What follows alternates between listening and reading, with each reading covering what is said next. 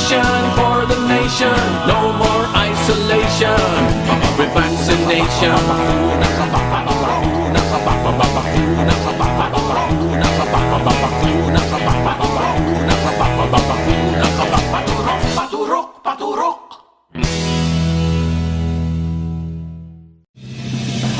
You are watching the multi-awarded Radio Bandido TV on Channel 224 Sky Cable and TV Plus boxes. Simulcast on DZRJ 8:10 a.m. Informing, advising, and entertaining the Filipinos and OFWs around the world. Streaming live on www.facebook.com/DZRJ 8:10 a.m.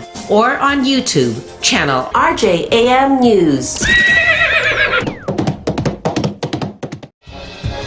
To all Teleradio Bandido viewers and listeners, you can now watch Teleradio Bandido on our new YouTube channel, RJAM News. Hit the subscribe button and like the video. Don't forget to click the bell icon so you get notified when a new video gets uploaded. Don't miss out on our dynamite lineup.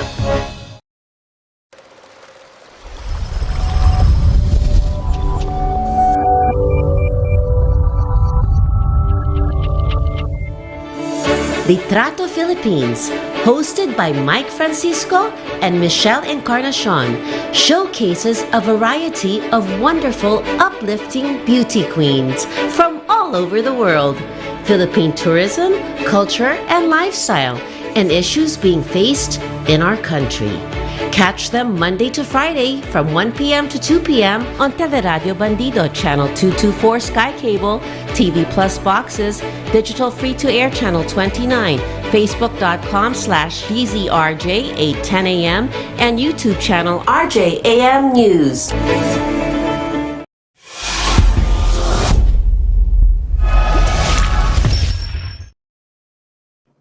Hello everyone! Isang masayang araw po ng Biyernes. Ayan, ito na po ang ating pasimula na ng weekend. Okay? So, kumusta naman po kayong lahat sa last day of work natin, no? So, pagka Friday na, talaga namang ito naramdam na natin na magpapahinga muna tayo ng 2 araw. Well then, ako po si Michelle Encarnacion. Bumabati po sa inyo na isang magandang araw po ng Biyernes, July 16. Hindi pa rin po natin makakasama ngayon si Sir Mike Francisco, pero syempre lagi nating pinapagdasal na gumaling na siya para naman muli na natin siya makapiling dito sa ating programa next week. Ayan, so habang kayo po ay kumakain ng inyong mga paboritong tanghalian sa araw ng Biyernes, ito po ako ngayon na makakasama ninyo. Imbitahan ko po kayo na samahan po ako sa aming show, Litrato Philippines. You can watch us live via Sky Cable, Channel 224, and all TV boxes. You can also watch our simulcast at DZRJ 8:10 a.m. Also streaming live via our Facebook page, DZRJ 8:10 a.m. and YouTube channel RJAM News. Please like, share, and subscribe. Pakiclick na rin po ang notification button para naman po kayo ay laging updated dito po sa aming mga programa.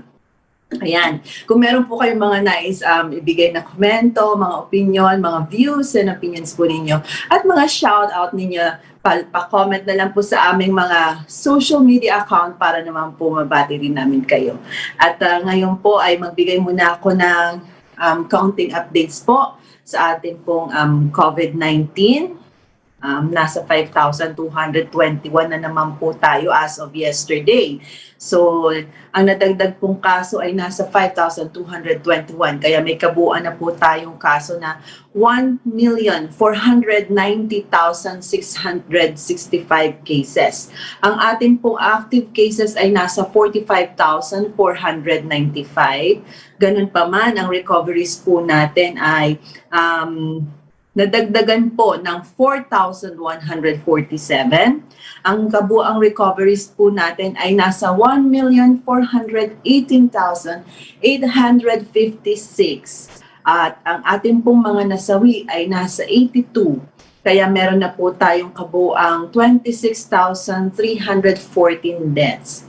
Mga kababayan, patuloy po kaming nagpapaalala sa bawat isa na sumunod po tayo sa mga protocols na pinatutupad po ng ating pamahalaan. Tamang pagsusuot po ng face mask, ganun din po ng face shields, at social distancing of at least 1 to 2 meters po sa tuwing tayo po ay nasa labas ng ating mga tahanan. Magdala na rin po tayo ng mga hand sanitizers or alcohol-based solutions of at least 70% para meron po tayong proteksyon, no? Lalo na panlinis po ng ating mga kamay pagka nasa labas po tayo kasi yan po ang ating po mga kamay ang laging laging open para alam mo yon, makahawak at makahawak sa kung saan-saan at magdala ng virus sa nadadalhin po sa ating tahanan. Wag po sana mangyari, no? And also, panatilihin po nating malusog at malakas ang ating mga pangangatawan. Kumain po tayo ng masusustansyang pagkain at magkaroon ng regular na ehersisyo para po may panlaban po tayo sa anumang uri ng sakit, lalong-lalo na po sa virus na dala ng COVID-19.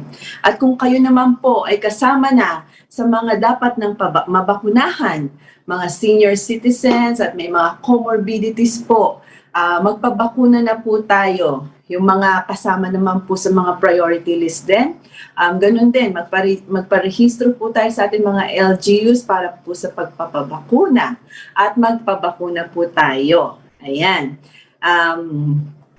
Siyempre, sa unang isang oras po natin ay magkakaroon na tayo ng mga balitaan, kumustahan, no? Ano po ang nangyayari sa ating kapaligiran. At mamaya naman po, sa aming pong susunod na isang oras, meron po tayong makakasamang bisita. Hopefully, okay na siya kasi nasa ano pa siya. As of the moment, meron po siyang courtesy call dyan din po sa Cavite, sa isang bayan po dyan sa Cavite. And hopefully, maipasok po natin siya later, which is, alam ko naman na, ano po ito, this time we're going to have a male guest po, mula rin po sa male pageant na malapit na rin pong maganap. Ayan, so, eto na nga, no, na-i-announce na po, no, na ang ating pong lugar, ang Metro Manila po, ay Metro Manila will shift to a regular general community quarantine from July 15. Ayan, sabi nga, no, while 9 areas will be under the second phase of 4 lockdown levels. Malacanang said yesterday. So ayan po, naka-general community quarantine po tayo at meron pong mga areas na merong mas mahigpit na lockdown na ipinatutupad, no? Dahil po ito sa mga obserbasyon po ng mga eksperto at ganun din po ng Department of Health na may mga cases po na tumataas, no? So, ito po, the following areas will be placed under the second strictest quarantine level, modified ECQ, effective July 16, said Secretary Harry Roque. President Rodrigo Duterte approved the following community quarantine classifications for the rest of July, according to the Secretary. Region 3, Bataan. Region 6, Iloilo City and Iloilo Province, until July 22 only. Region 10, Cagayan de Oro City. Region 11, Davao Occidental, Davao de Oro, Davao del Norte, Davao del Sur, Caraga, Butuan City. Kung hindi po mag-improve ang ating mga numero, ay posible po na mabago muli ang classification ng Iloilo City at Iloilo. Yan po ay according po kay Secretary Roque. GCQ heightened GCQ. Roque said the following areas would be under GCQ with heightened restrictions from July 16 to 31. Region 2, Cagayan Province. Region 4, Laguna, Lucena City. Region 5, Naga City. Region 7, Negros Oriental. Region 9, Zamboanga del Sur. Region 11, Davao City. Also under GCQ with heightened restrictions, Region 6, Aklan, Bacolod City, Antique, and Capiz. Like Metro Manila, the following areas will be under GCQ from July 16 to 31. Cordillera, Baguio City, Apayao, Region 2, City of Santiago, Isabela, Nueva Vizcaya, Quirino, Region 3, Bulacan, Region 4A, Batangas, Cavite, Rizal, Quezon. Region 4B, Puerto Princesa. Region 6, Guimaras, Negros Occidental. Region 9, Zamboanga, Sibugay, City of Zamboanga, Zamboanga del Norte. Region 11, Davao Oriental. Region 12, General Santos City, Sultan Kudarat, Sarangani, Cotabato, South Cotabato. Caraga, Agusan del Norte, Surigao del Norte, Agusan del Sur, Dinagat Island, Surigao del Sur. At ang BARMM, Cotabato City. All other areas in the country will be placed under the least stringent level, modified GCQ for rest of July. That's according to Secretary Roque, which was announced po. Kahapon po yan in-announce. Kaya, ayan po alam na po ninyo na patuloy pa rin po na meron po tayong quarantine classifications na pinatutupad at mag-ingat po tayo at sumunod po tayo sa lahat ng protocols. Ngayon naman po, bago po tayo magpatuloy, meron po tayong video report. Trillanes, sasampahan ng 2 kaso ng inciting to sedition. Report po yan ni Sir Jojo Sicat. Nagbabala si Atty. Manuelito Luna na magsasampa siya ng kaso kasama iba pang abogado laban kay dating Senador Antonio Trillanes de Porta. Sa isinagawang press con sa lungsod ng Pasay, sinabi ni Atty. Luna na inaayos na nila ang pagsasampa ng 2 kaso, ang traditional libel to inciting to sedition at cyber libel to inciting to sedition laban sa dating senador. Kilala si Atty. Luna na nagsampa ng mga kaso laban kay Trillanes sa Pasay City sa Metropolitan Trial Court. Ayon dito kay Luna, bilang isang ordinaryong mamayan, nananahimik na siya, subalit nabanggit siya ni Trillanes sa mga banat sa publiko kay Pangulong Rodrigo Duterte at Senador Christopher Bongo. Ipinaliwanag din ng abogado na ginamit ni Trillanes ang TikTok para sirain sina Pangulong Duterte at Senador Go na aniya may paglabag sa cyber libel to inciting to sedition bukod pa sa mga paninira ng senador sa publiko na pasukan niya sa traditional libel inciting to sedition. Iginit pa ni Atty. Luna na walang kasong plunder na naharap sina Pangulong Duterte at Senador Go dahil hindi pa nagsasampa ng kaso si Trillanes.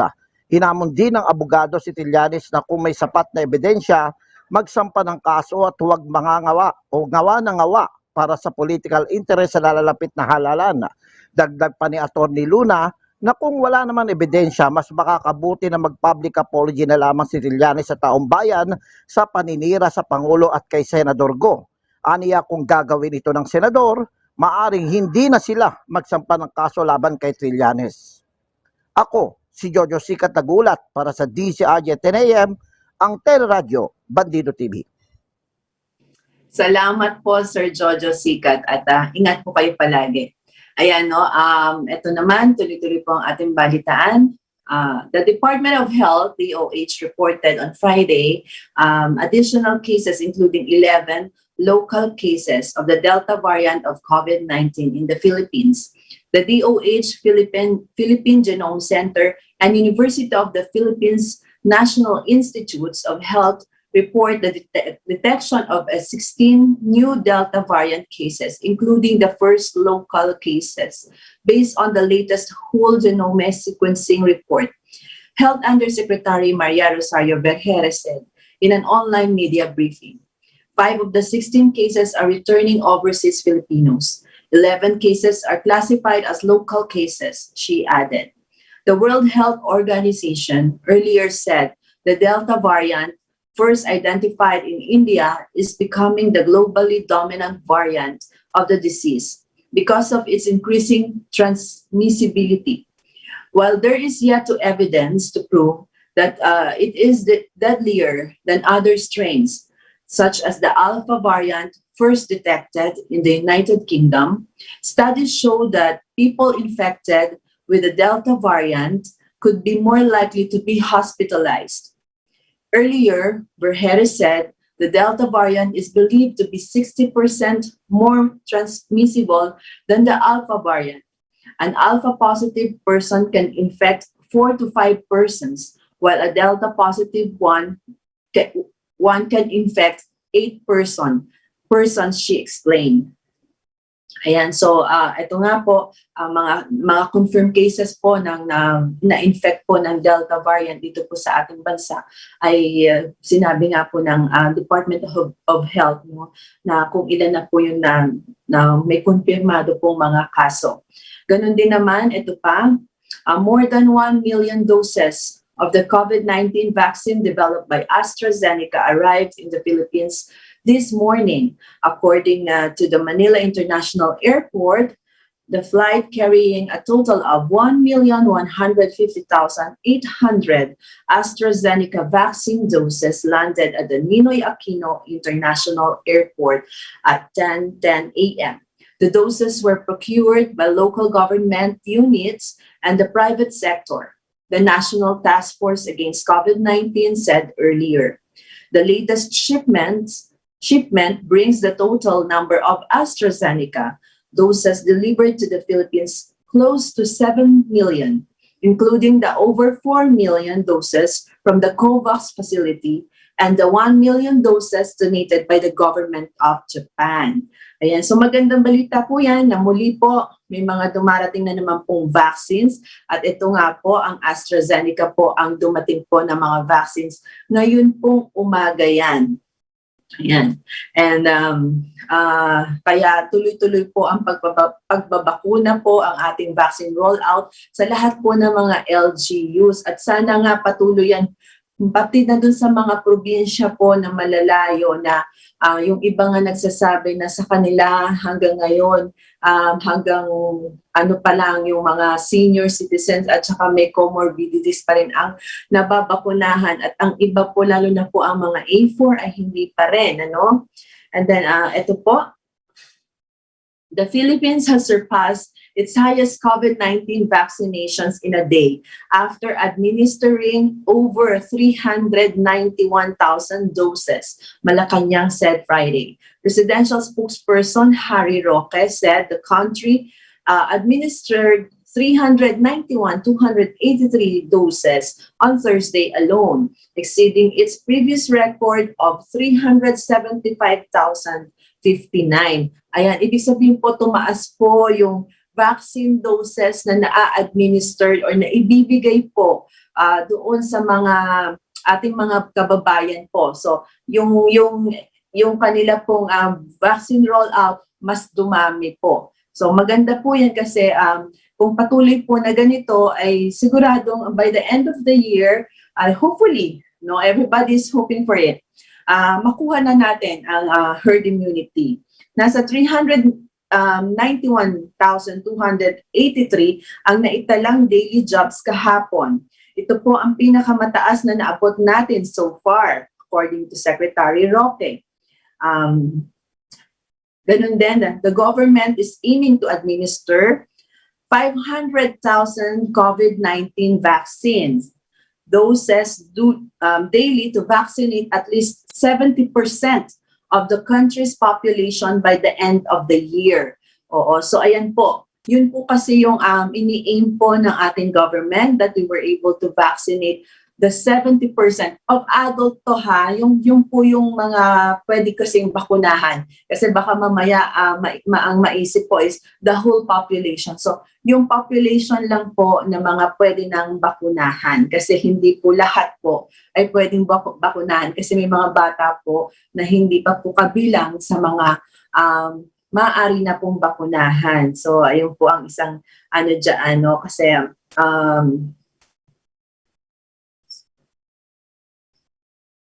pasensya na po, may mga pumapasok na tawag. Ayan. And ito pa po, no, kasi nga napapabalita na marami po daw mga hospital na nag-overpriced, no, doon po sa remdesivir, kung saan ito po yung ginagamit. Ito po yung antiviral na gamot na ginagamit po sa mga nagpupositibo po sa COVID na naka-confine sa mga hospitals. The Philippine Hospital Association, PHA, on today said it is unfair to accuse hospitals of overpricing the antiviral drug remdesivir used in the treatment of COVID-19 patients, saying hospitals are only selling the drug based on the price set by the distributors. Philippine Health Association President Dr. Jaime Almora said some hospitals are selling the drug at 25,000 pesos. Because of its expensive price, the distributors, even as the Department of Health, said the drug should be sold cheaper. Ito po ang sabi, naglabas ang DOH ng presyo ng remdesivir na 5,000 pesos. Yung mga hospitals naman, especially the private hospitals, ang binibili nila is 25,000 pesos o kaya a little bit less. Let's say 23,000 pesos, 24,000 nila nabibenta at up to 25,000. Yan po ang nabanggit po ni Dr. Almora. The DOH said the price of the remdesivir should be at 5,000 pesos only, no? Ayan, dahil po sa pronouncement ng DOH na 5,000 ang remdesivir, lumalabas tuloy na ang nag-overprice ang hospital. Napakasakit po niyan. Kasalanan ng DOH yan, according to him also. Kasi nga po, meron pong sinet na price ang DOH. Pero bakit ganun? May sinet na price ang DOH, pero sinasabi, ang kuha ng mga private hospitals dun sa distributor mas mataas nga, no? So kaya nagsasabi po ang mga hospitals, private hospitals po na it is unfair na sinasabihan sila na nag-overprice sila. Sabi dito, very unfair yung ginagawa ng DOH. Pinalalabas nila tuloy na ang mga hospitals ay masasama. Naniniwala naman ang mga tao na overpricing yun. Yun ang ibinibigay daw po sa kanila na presyo ng mga distributor. Oo, kasi syempre, kung magkano nga naman nila binili from the distributor, they have to allow some amount para sa kanilang kikitain. But then, yun yung nakakataka, no? Bakit may price yung DOH and then there's iba yung presyo ng sa distributor. So talagang magkakaroon ng conflict.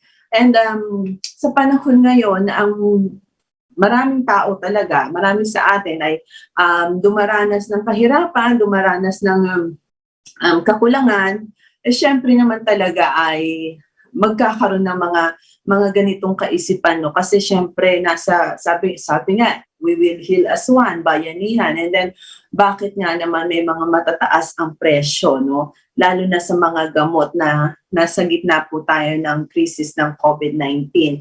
Talagang hindi tama. But then, of course, tingnan natin kung ano ang magiging katugunan dito ng Department of Health.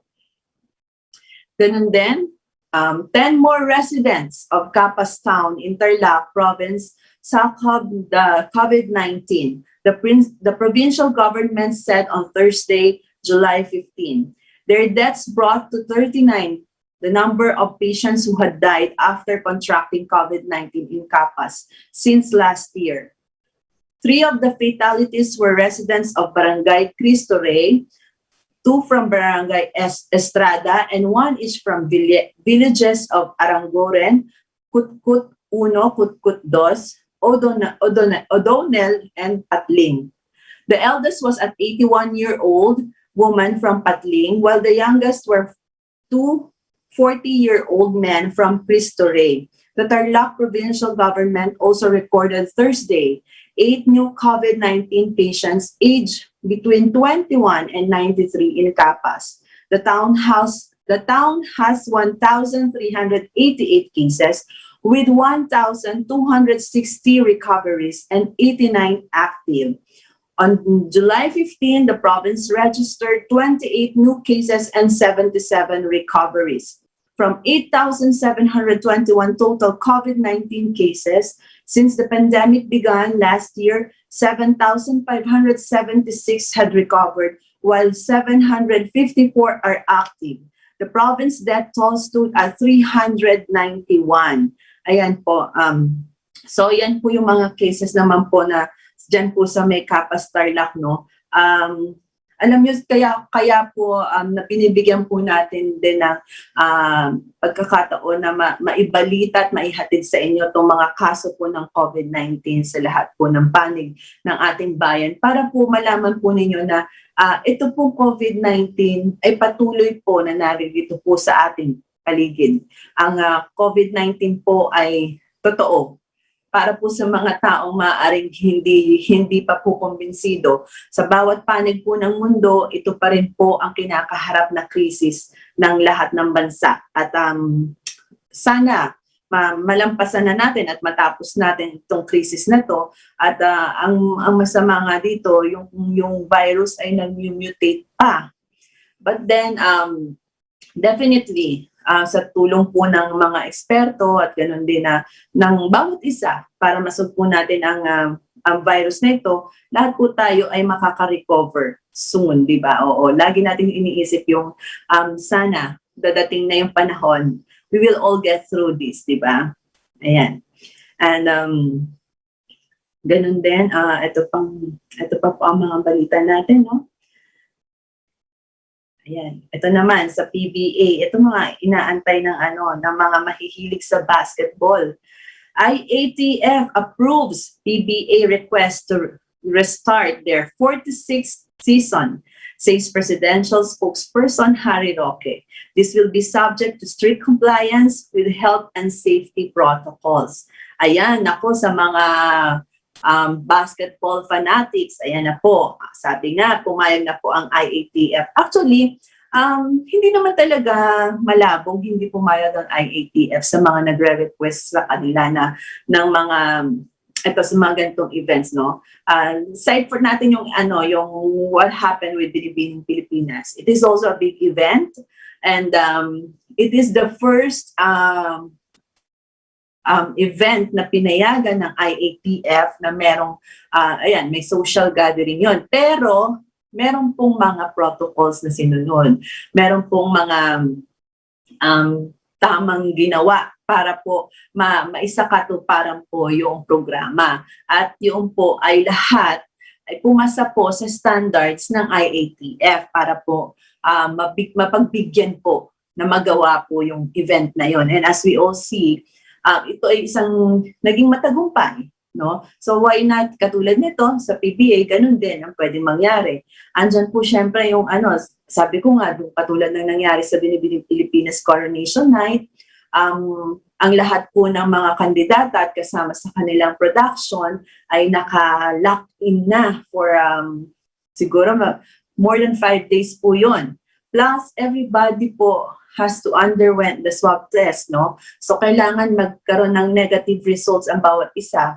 At maswerte yung iba kung meron ng vaccine. At ganun din, hindi lang po yung mga kasama sa mga production, ganun din yung mga dadalo, yung mga manonood. And ang isang dito is nilimit lang yung audience.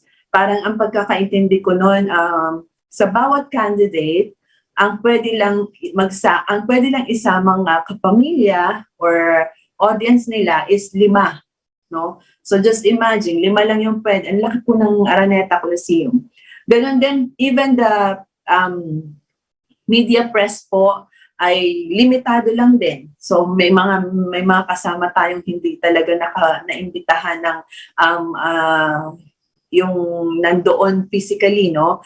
But then, meron naman po siyang mga social media platform, of course, and also nandyan din na ipinalabas din siya sa television. So, ganun din dito siguro sa PBA. Iaalaw ito, pero may mga tamang protocols na dapat sundin para naman, para naman sa kaligtasan ng lahat. Ayun nga. Okay. So, eto, as we go on, tingnan kasi may nagba-background sa akin. Kanina pa may tumatawag, mamaya ka na tumawag ako nasa programa pa. Ayan. Ito po ang mahirap na ang telepono ay ginagamit ko rin. Anyway, ayan. Only about 4% of claims submitted by hospitals for COVID-19 have been paid by the Philippine Health Insurance Corporation or ang PhilHealth. Since the start of the pandemic, based on a partial survey, the president of the Philippine Hospital Association said today, according to PHA President Dr. Jaime Almora, private hospitals are facing two major problems. One is financial constraints due to the government's non-payment of COVID-19 claims and the lack of sufficient manpower. On the financial side, sabi po niya, hindi pa rin nababayaran ang matagal ng claims. Mayroon ng mga binabayaran na ilan pero napakaliit. About 4% only of COVID claims are paid since the start of the COVID-19 pandemic. Binayaran ang identified na few hospitals pero kulang na kulang. Kaya as of a whole, 4% lang ang base sa 4% lang based sa partial survey namin according po kay Dr. Almora. Almora did not mention how many hospitals were included in the survey. Meanwhile, Almora also expressed concern about the number of private hospital workers who migrate to public hospitals or other government agencies because of higher pay. He said private hospitals are trying to survive. At present, even without a renewed surge in COVID-19 cases. So ayan nga po, sinasabi po niya, sa ngayon, we are not even thinking of the surge anymore. Kami ngayon, we are trying to survive. Kahit na yung mga non-COVID cases lang, pahirapan na rin. Yung mga nurses namin, sabi po niya, na may nag 24 hours duty na kasi nga karamihan kinukuha ng DOH. Both ang problema ay cause of DOH and PhilHealth na. Nakuha, ayan, mukhang hindi nagkakaroon ng tamang koordinasyon sa mga private hospitals, sa DOH at ganun din sa PhilHealth.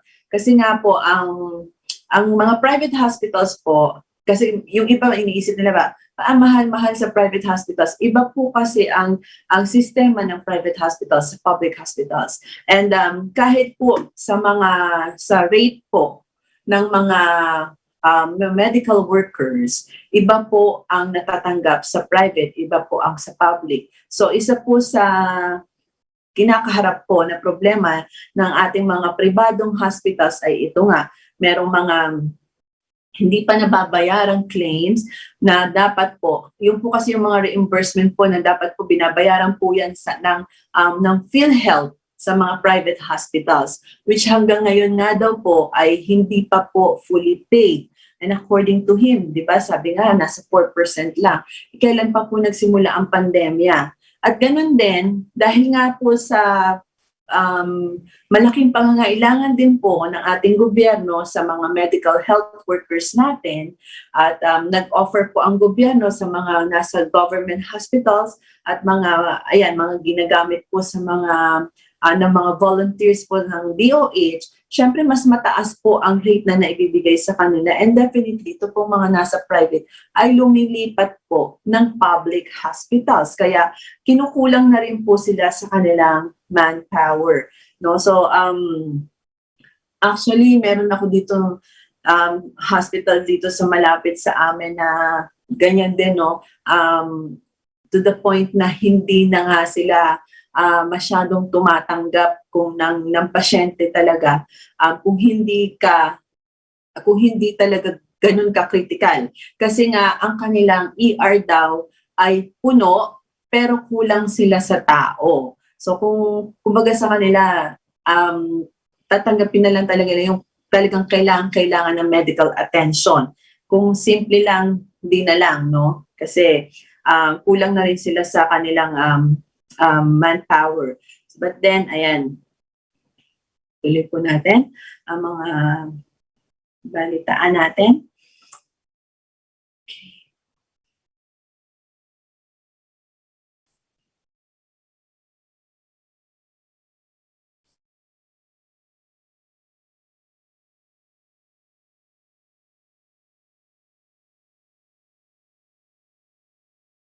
Ito po sa ibang bansa naman po heavy rains and floods lashing Western Europe have killed at least 59 people in Germany and 9 in Belgium. And many more people are missing as rising waters caused several houses to collapse on Thursday.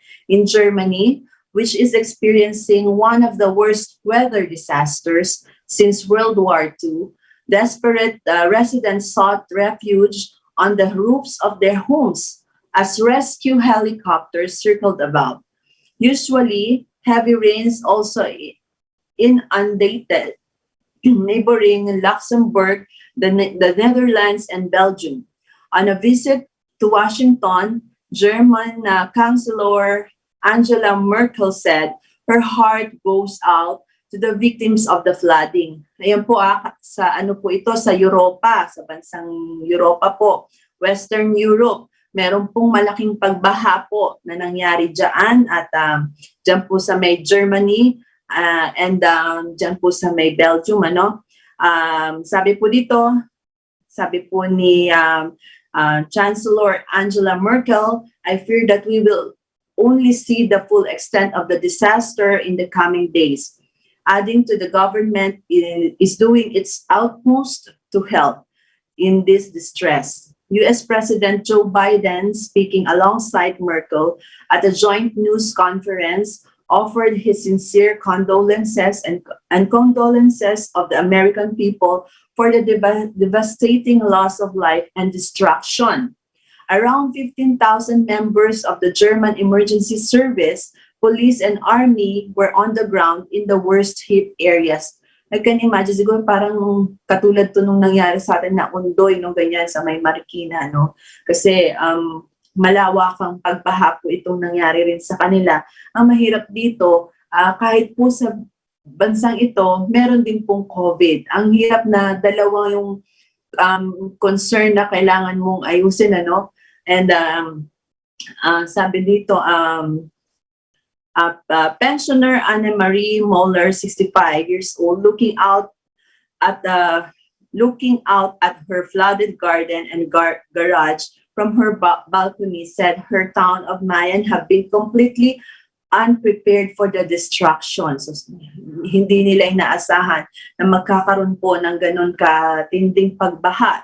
Kaya, ayan po ang dinaranas ngayon ng diyan po sa lugar na yan po ng Germany. Ito naman po,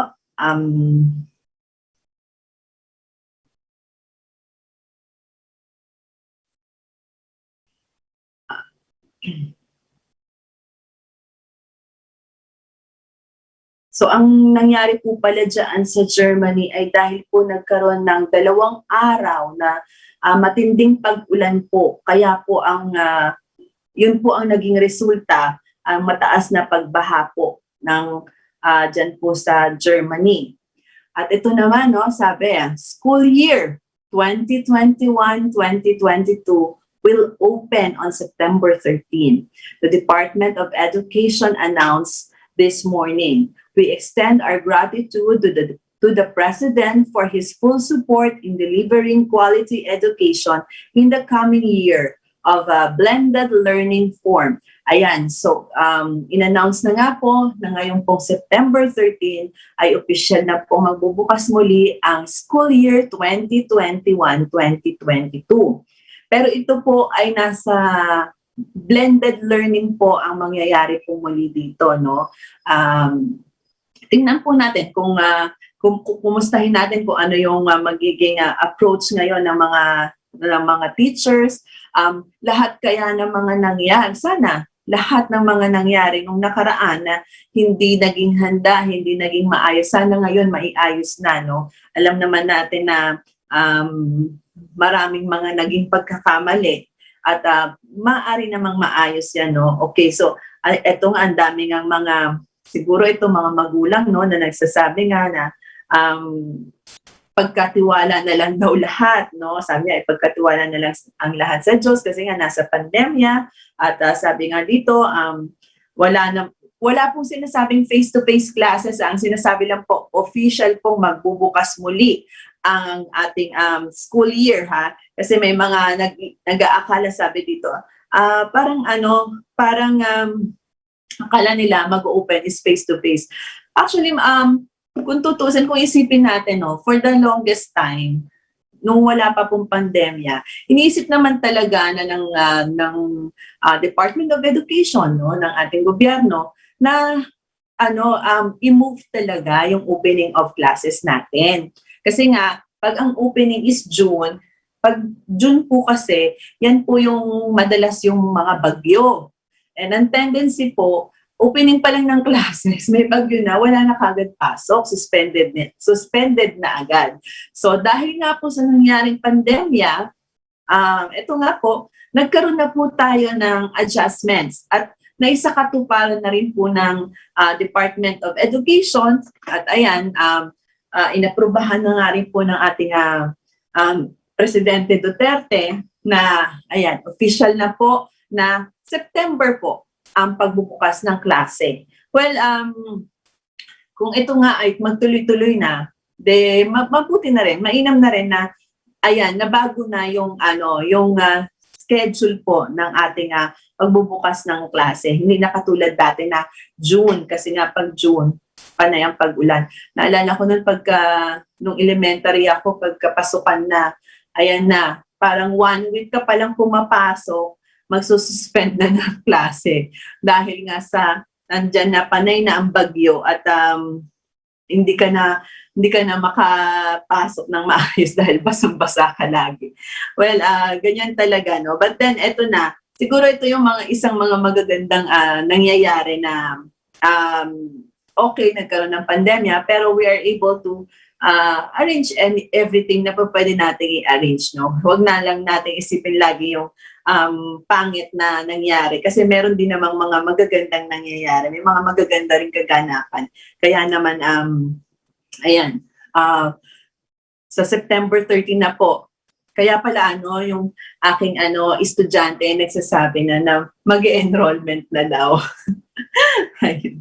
The Bureau of Fisheries and Aquatic Resources has alerted consumers of another red tide contamination and advised them against eating shellfish for the meantime, no? Ayan po, meron pong announcement ang Bureau of Bureau of Fisheries and Aquatic Resources or ang BFAR. Meron daw red tide at bawal mo nang kumain ng mga shellfish. Laboratory results from the BFAR and local government units showed the coastal waters of Milagros in Masbate, Sorsogon Bay, in Sorsogon, coastal waters of Daius and Tagbilaran City in Bohol, Matarinaw Bay in Zamboanga del Norte, Murciélagos Bay or Sapang Dalaga, and Balingao in Misamis Occidental, Balite Bay, Mati City in Davao Oriental, and Lianga Bay in Surigao del Sur are still positive for paralytic shellfish poison beyond the regulatory limit. The agency said all kinds of shellfish and krill-like prawns or alamang from an area under the red tide alert should not be harvested, sold, or eaten. Red tide results from the explosive blooming of harmful algae that produce toxins harmful to people and other life forms that live in the water. According to BFAR, such blooms turn the water red, such that the phenomenon is popularly referred to as red tide. Although red tide may be harmless, the Bureau added that they can possibly cause human illness that can be debilitating or even fatal. Ayan, so sa mga nabanggit pong lugar kanina, bawal po muna daw pong mag-harvest, magbenta at kumain ng mga shellfish at ayan, kasama nga pati nga daw yung alamang, no? Hindi daw po pwede. At meron pong red tide. Bawal po. Ayan. And ayan, pagpatuloy pa po natin. Teka, tingnan ko lang po muna. Baka, ayan, no? Meron pa pong isa pa pong report. 3 sako ng marijuana nagkakahalaga ng 7.8 million nakumpiska sa Kalinga. Ito po ay video report ni Sir Jong Manlapas. Nakakumpiska ng aabot sa kabuang 7.8 milyong pesos na halaga ng mga bloke ng marijuana ang PNP na nakatakdasan ng ibiyahe mula Kalinga patungo ng Cagayan. Ang pagkakakumpiska ng marijuana ay base na rin sa tips mula sa concerned citizens na nais ibiyahe ang may 3 sako ng marijuana. Dahil dito, naglagay ng checkpoint ang iba't ibang unit ng pulisya sa Rizal, Kalinga. Ipinabatid din ng tipster sa mga pulis na ang nasabing 3 sako ng marijuana ay nakatago sa konkretong kanal sa sitio Anonang, Barangay Road, Liwan West. Sa kanilang pagbeberipika, dito na patunayan ng PNP na tama ang impormasyon na ibinigay sa kanila dahil na kumpiska nila ang 53 piraso ng mga pinatuyong dahon ng marijuana at mga tangkay na ginawang bloke, gayon din ang nasa 24 na piraso ng mga dahon ng marijuana at tangkay na nakahugis tubo na tumitimbang ng 65.3 kilo o nagkakahalaga ng 7,836,000 pesos. Dahil dyan, inatasan ni Philippine National Police Chief Police General Guillermo Lorenzo Elazar ang mga unit ng pulisya na magsagawa ng checkpoint partikular na sa Cordillera Region para maharang ang pagbabiyahe ng mga iligal na droga at masakote ang mga drug courier. Ako si Jong Manlapas para sa DZRJ 810 AM, ang Teleradyo Bandido TV. Maraming pong salamat, Sir Jong Manlapas. Ayan. Ito naman po, isa pang balita. The Bureau of Immigration reported yesterday 10 Japanese nationals wanted by authorities in Tokyo for involvement in a big-time telecommunication. Sandali lang po ako pasok. Sorry. Meron daw pang live report. Sorry. Kay Sir Jojo Sikat. Hello po, Sir Jojo Sikat.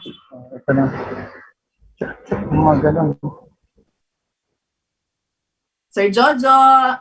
Yes, magandang tanghali no kasamang Michelle. Ito nga mahigit sa 1,000 na 600 na social enterprises yung matutulungan ng paglulunsad ng partnership nitong BPI Foundation at Ayala Land para mabigyan sila ng market access nitong BPI Sinag.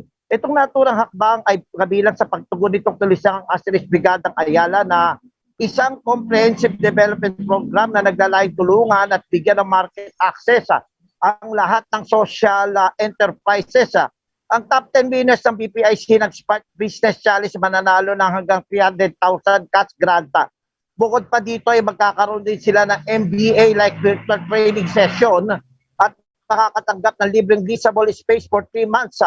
Ayon nga sa ulat ng USAID noong Asian 2018, mayroon itong Pilipinas na mahigit sa 160,000 na social enterprise. Karamihan sa kanila ay mga kooperatiba.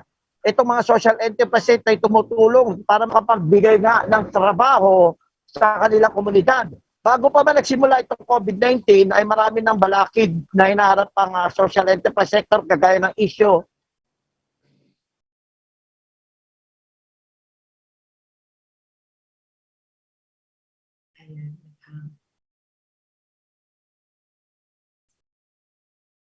Naghang po ang video report. Tingnan.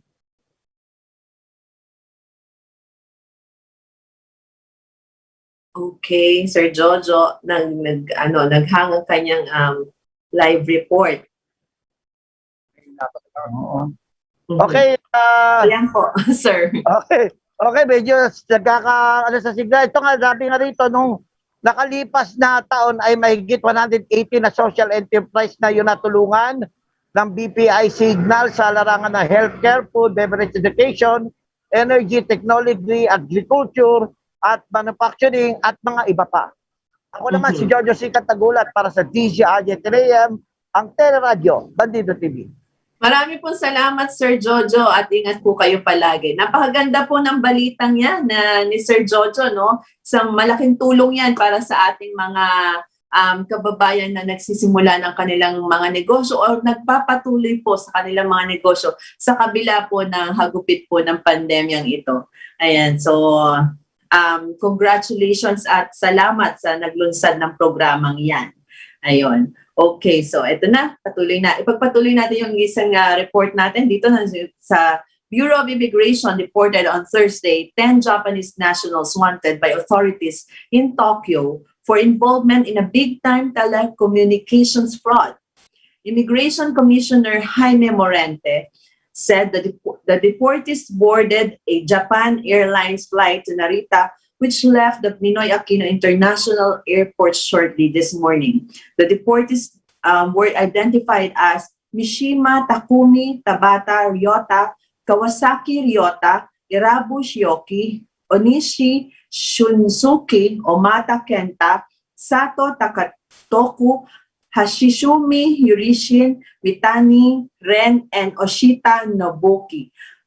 Records show that the 10 were among 34 Japanese arrested on November 13, 2019 in a Makati City hotel where they were engaging in voice phishing and telephone fraud activities.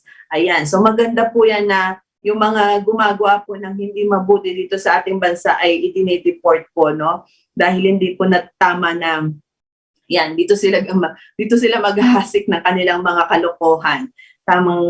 Tama naman po na ginawa yan ng ating Bureau of Immigration. Marami pong salamat dyan sa Bureau of Immigration for doing their job well. And of course, ayun nga, sabi ko nga po sa inyo, ito pong ating first hour, kaunting balitaan at mga video reports and live reports mula po sa ating mga field reporters. Marami po salamat sa mga reporters natin at lagi po kayong mag-iingat kasi ang exposure po ninyo at saludo po kami sa inyong kabayanihang ginagawa para po magbigay ng serbisyo sa ating mga mamamayan. At ganun din po, mamaya po, as what I've said, mayroon po tayong guest mula po sa Misters of Philippines, Misters Pilipinas, sorry. Ang representative po ng Cavite, ng province of Cavite. At ganun din, kung mamarapatin po ng tourism officer po dyan, ay makakausap din po natin sila para naman mabigyan din tayo ng updates. Ano ba ang tungkol ang mga nangyayari o ano ba ang mga ipinopromote ngayon dyan sa lugar na yan ng Cavite. Kaya for the meantime po, magbabalik po kami in a while together with our guest at samahan niyo po ako muli later at see you again. Let's have a commercial break muna habang piniprepare ko rin po itong pagpasok po ng ating guest. Ayan.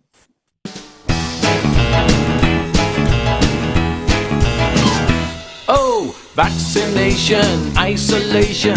Gotta keep up with my nutrition. Gotta maintain my body condition. Then I can take my vaccination. What do I choose? What do I take? As long as it is not a fake. AstraZeneca, Moderna, BioNTech, even Sinovac, okay na.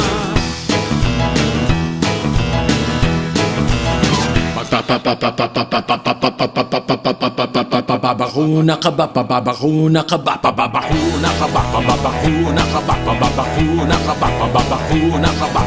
Vaccination for the nation, no more isolation. With vaccination, babakuna ka ba? Babakuna ka ba? Babakuna ka ba? Babakuna ka ba? Babakuna ka ba? Babakuna ka ba? Babakuna ka ba? Paturok, paturok, paturok.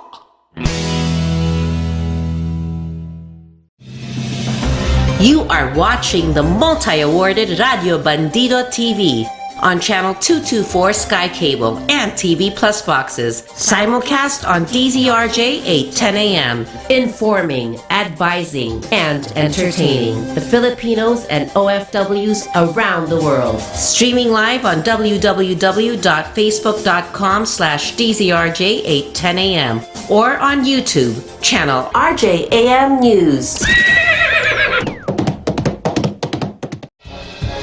To all Teleradio Bandido viewers and listeners, you can now watch Teleradio Bandido on our new YouTube channel, RJAM News. Hit the subscribe button and like the video. Don't forget to click the bell icon so you get notified when a new video gets uploaded. Don't miss out on our dynamite lineup.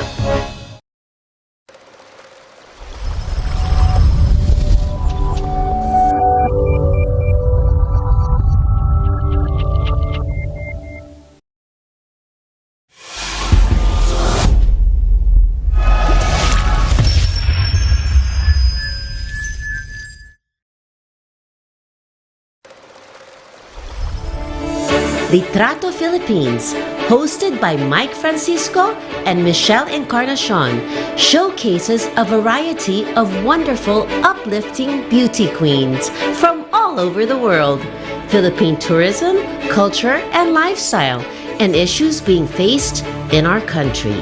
Catch them Monday to Friday from 1 p.m. to 2 p.m. on Teleradio Bandido, Channel 224 Sky Cable, TV Plus boxes, digital free-to-air Channel 29, Facebook.com/DZRJ 8:10 a.m. and YouTube channel RJAM News. Hello everyone and welcome back again to our show Litrato Philippines. Ako po muli si Michelle Vitog Encarnacion at makakasama nyo ngayong hapon sa aming pong second hour. Ayan, hello na lang muna kay Mike Francisco and hope to see him next week. Well, ayan, imbitahan ko muna po kayo ulit, no, na manood sa amin. Watch us live via Sky Cable, Channel 224, and all TV boxes. Ganun din, you can hear us at DZRJ 8:10 a.m. Also streaming live via our Facebook page, DZRJ 8:10 a.m. and YouTube channel, RJAM News. Please like, share, and subscribe and click the notification button para naman po updated kayo sa mga kaganapan dito sa aming mga programa. Ayan, kanina nakita ko na yung guest natin, si James. Ano nangyari? Nawala siya. Baka inaayos pa ang kanyang, inaayos pa yung setup ng kanyang camera. Ganun din actually, ang makakapanayam din natin ang tourism officer dyan sa Magallanes, Cavite. Ngayon pa lang meron palang lugar na Magallanes, Cavite, no? Taga dito ako sa Cavite, hindi ko alam yan. Pero we'll learn more about it in a while kapag nandyan na sila, nakapasok na, no? And ayan, for the meantime, na inaantay natin siya, bigyan ko lang kayo ng kaunting background. Ano ba itong, ayan. Ang makakapanayam natin in a while, ang tourism officer ng Magallanes, Cavite ay si, yun, Mr. Renen Sisante. Ayan, siya po yung makakapanayam din natin in a while. Kasi para malaman naman din natin na ang tungkol dyan sa lugar na yan. Okay. Pasok na. Asa na siya? Wala. Sorry. Oo. So, we're still waiting for them. Hindi ko pa nakikita. Okay. Hintayin na lang natin ng kaunti. But then, tungkol naman dito sa tungkol dito sa pageant na sinasabi ko, no? Misters of Pilipinas 2021. Yun yung male pageant. And ang kakapanayamin natin ngayon ay ang representative ng province of Cavite. Ayan. So, ready na ba? Wala pa. Hindi ko pa siya nakikita. Mukhang pumasok na ba siya sa ating waiting room? Ayan, tsaka wala pa daw. Kanina lumabas na siya, no? Wait, ating i-follow up ko anong nangyari, no? Connecting daw. Connecting daw. Kasi nga, nagkaroon siya muna ng courtesy call dyan po sa mayor ng Magallanes, Cavite. Ayun. And kasunod nga yan, itong ating interview sa kanya. Well, ayan, kabi-kabila na mga pageant, no? Kahapon, nagpakita rin ng mga kandidata ng Miss World Philippines. Ang gaganda, no? Talaga namang, ito na, ramdam na ulit ang pageant season. At pati na nga rin sa mga male, ito na po, may male pageant din pong malapit na rin maganap. Actually, sa sa pagkakaalam ko sa August itong male pageant na to, no? And tingnan natin ang representative ng Cavite pagdating dito sa pageant na ito. Okay? Habang inaantay-antay pa natin siya at mukhang nag-ano pa ang kanyang internet. Papasok pala ang ayan.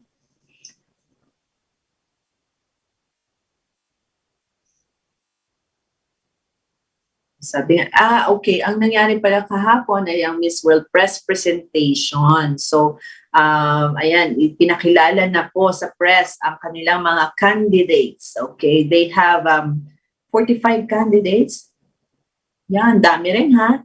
So, ang daming kandidata rin na pumasok dito. No? Pero merong nagiging favorite, di ba? Yung isang actress at saka of course, si Gaynell Krishnan. Krishnan? Okay. Isa po yan sila pong dalawa ang nagiging paborito diyan sa Miss World Philippines. Ayan. And also ito wala pa rin siya. Okay.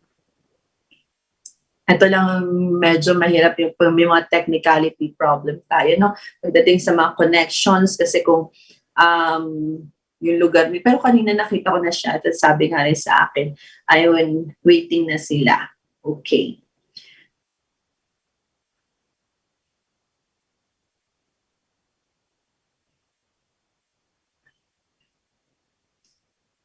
Wala pa rin siya.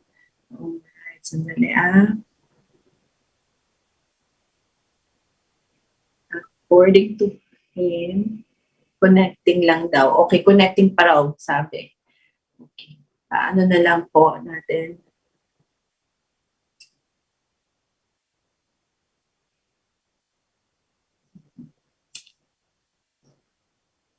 Wala pa rin.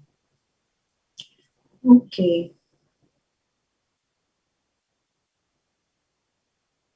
Ano muna tayo? Habang wala pa siya magbigay muna tayo ng mga light lang na mga chika sa inyo para naman habang inaantay natin sila. Meron tayong mapag-usapan muna.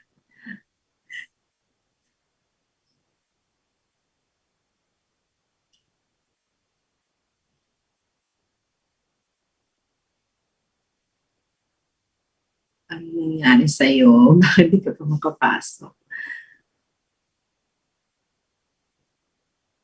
Okay. For the meantime, ito muna, no? Tokyo entered the final Olympic countdown on Friday, which is today, but there was little fanfare with just 1 week until the opening ceremony as virus infections surged in the Japanese capital. Ito yung alam naman natin na tumataas din ang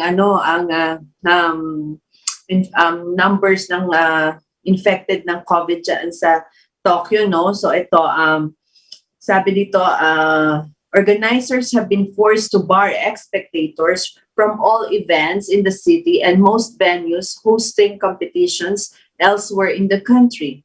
And Olympic participants from athletes to media face a range of antivirus measures, including regular testing and limits on their movement.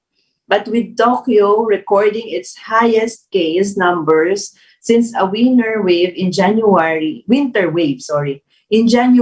scrutiny of virus risk around the games is intense. Kasi nagkaroon ng winter wave nga dyan. At sa ngayon, maaari malamig pa rin, no? Kasi alam naman natin na pag mas malamig, mas nagiging tong virus, no? mas nagiging active. And also, yun, meron po sila mga ginagawang mga protocols para po maingatan po ang lahat. Ang hirap lang, no? Umayat maya na lang, walang gagawin sa'yo kundi swab test. Swab test ng swab test na lang. Okay. And wala pa rin siya. Teka ha, i-message natin.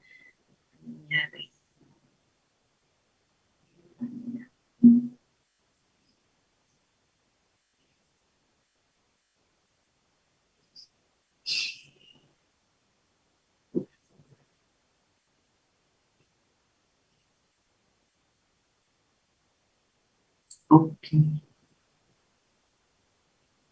Wala pa rin po ang ating guest. Ito pa, R&B singer, songwriter Kyla Alvarez, mostly known as Kyla, has suffered a miscarriage for the third time. Uy, nakakalungkot naman ito. Kyla revealed the tragic news via Instagram this morning, lamenting, "My heart is broken in levels deeper than you may ever have imagined. Our little angel, please watch over me. Your daddy and Kuya Toby send our hugs and kisses to your siblings in heaven. We love you. Armili," the mother said. Okay, nakakalungkot naman na miscarriage na naman si Kyla. Nawala daw ang connection nila. Mukhang nagkaka-trouble siya with regards to their internet connection.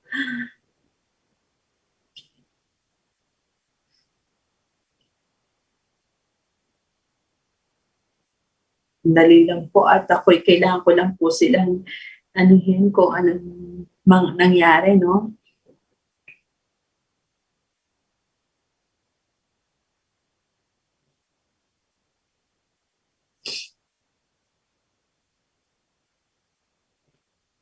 They're having a little difficulties with their internet.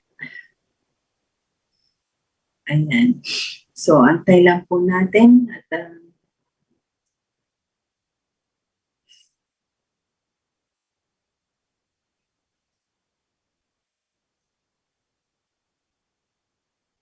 ito naman, no, yung mga mahilig mag-games. Video gaming consoles have changed drastically over the years since their invention. From the design to the features to the technology, you can barely recognize the ones you probably knew in the 90s. Oo, kasi ako ang alam ko lang nun yung family computer, yung Nintendo. Pag naglalaro kayo magkakapatid, yun lang, no? Tapos ang sikat na games yung Mario Brothers. Currently, gaming consoles are sophisticated, sleek, and designed for smart usage. Most of them have Wi-Fi connection, features, and wireless setups to make it more convenient for users. Tsaka dati, nalala ko pa ganyan, kasi hindi naman lahat merong ganun. No? Naghihiraman ng mga bala, ng games. Tapos minsan, makikilaro ka dun sa kapitbahay mo. Ganon. The market is now saturated with so many different brands of gaming consoles. From the most trusted brands like Sony and Nintendo to the more recent, lesser-known ones, you can find just about any size or design of gaming console that would suit you best. Okay, teka lang po at baka nag-message. Ayan, nagre-reconnect daw po sila.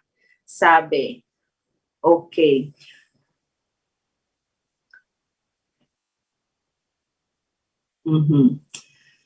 Sige, so tuloy lang muna natin ang ating kwentuhan kung hindi pa po sila nakakapasok. So ayan nga, no, so different consoles. It can seem intimidating at first, especially if it's your first console setup. Doing your research and comparing prices and specs should be a good start. Read on below to, okay, so ayan, marami daw mga different kinds of consoles na lumalabas and different brands, different prices. So depende sa kung ano bang klase ng player ka, no? Yun kasi yun. Ayan. Okay, I think ayan na. So, hello? Hello, good afternoon, Ma'am Rochelle. Oo, at kayo po yung tourism officer, right? Sir, Yes. tama ba? Yes, Oo. Mr. Sen. Oo, sandali lang po Okay, pakilala ko lang po muna kayo. To everyone, ang Municipal Tourism Officer ng Magallanes, Cavite, Sir Rene Sisante. Tama po ba, sir? Yes, ma'am. Sir, ako po si Michelle Bitug Encarnacion from Litrato, Philippines. And kanina nga po, nabalitaan ko nga po na nag-courtesy call dyan ng ating Mr. Cavite na si James Haya. Pero bago ko po siya i-interviewin, syempre gusto ko po munang malaman, kumusta po dyan sa lugar po ninyo? Sa Magallanes, Cavite, tama po ba? Yes po. Yes, Ma'am Michelle. Dito po, tahimik po yung lugar namin, although malaking siya, no? Pero ang laki din po ng improve compared sa mga dating panahon na mahirap siyang marating na lugar.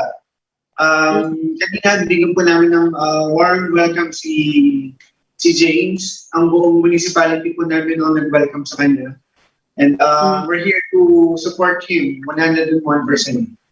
Wow, ang sarap naman pong pakinggan. Sir, tama nga po yung nasabi nyo, maaaring hindi po lahat alam na meron pong lugar na Magallanes, Cavite. Can you please tell us a little more about the place para naman po malaman po ng mga tao ang lugar na yan?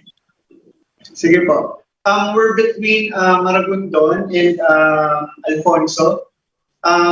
There are two ways na para marating po kami. Coming from Manila, pwede po kayo dumaan dito sa Cavite, then take a Centennial Road, dire-diretso po to Naik, then Maragondon. Tapos yun na po yung Magallanes. The other way naman po is coming from Tagaytay, Alfonso. Tapos parating Nasugbu, before Nasugbu, mag-return po tayo, dire-diretso po ng Magallanes na. So ganun na po siya ka-accessible. And, Madaling mapuntahan, no? Yes po. And we have a tourist destination, if I may promote, na yes, pinupuntahan sir, po of course. during pandemic. Especially yung mga bikers, mga riders. We have our Buhay Forest, San Agri Ecotourism, and Otoad River and Falls. So yun po yung dinadayo po dito sa amin ng mga taga-malalayong lugar, even from Manila. Actually, kahit ako po parang na-excite ako bigla. Gusto kong makapunta dyan. Pero sir, kumustahin ko naman po ang mga protocols pong ipinatutupad kasi nga, para naman po malaman ng mga kababayan natin kung pupunta sila dyan, ano ba ang kailangan? We follow the IATF protocols. Meron po kaming mga barcode sa lahat po ng mga establishments. Katunayan nga po, kahapon lang po kami nagbukas ng basketball court, no? To open sa mga pwedeng mag-basketball. But during the whole ECQ period, MGCQ, hindi po namin ina-allow yun. And also, yung mga tourist spot po namin din, mahigpit din po din ng contact tracing ng mga turista. That's good to know, sir. Sir, pwede po bang malaman ang pangalan po ng ating namumuno dyan para naman po malaman din ng ating mga kababayan? Opo. Kasama po ng pamumuno ni Honorable Mayor Jasmine Angeline Maligaya Bautista. Siya po yung municipal mayor namin. No? Pinapabot po niya ang taos-pusong pagsuporta din po sa ating kandidato. Ayun, salamat po sa inyo, sir. And hopefully, actually, Mr. Alex Moico is also my PR manager. And we're also looking forward of visiting your municipality anytime soon. Sige po. Maraming po salamat po sa inyo, Sir Rene. And good luck po sa pagbubukas muli ng turismo ng Magallanes, Cavite. Ayan mga kababayan. And now siguro, meron po ba kayo po bang gustong ipaabot pa sa ating mga kababayan, pasasalamat or mga paalala? Sa lahat po ng mga nakikinig at nanonood ng programang ito, inaanyayahan po namin kayo or hinihingi po namin ang inyong suporta para suportahan ang ating kandidato representing our province Cavite. si Mr. James Edward Haya. Just support him all the way. Just like and share the Facebook page and account of Mr. sa Pilipinas. And you're all welcome here to visit our municipality here in Magallanes. Yes, oo, pupunta tayo dyan. Bibisitahin namin kayo. Maraming po salamat, Mr. Rene. And now, nandyan na po ba si James? Andito po siya. Opo. Salamat po, sir. Thank you. Ayan. Okay. And now, ito na ang ating guest. Introduce ko muna, no? Of course, Oxford College's Dasmariñas. He is a graduate of accounting a graduate of accounting in business and marketing from Oxfordian Colleges Dasmariñas, Cavite.